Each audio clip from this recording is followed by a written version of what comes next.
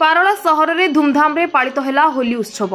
गजपति जिला पारलाखेमुंडी सहर में बहु धूमधाम रे सकाळ 7टा ठारू गोटाए जाए पालित है होली उत्सव।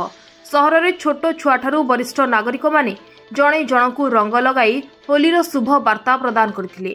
एही अवसर में पुलिस प्रशासन एवं अग्निशम विभाग पक्षरु शांति श्रृंखला सह कोनोसी अघटन न घटे सेथिलागि व्यापक व्यवस्था करा जायछि।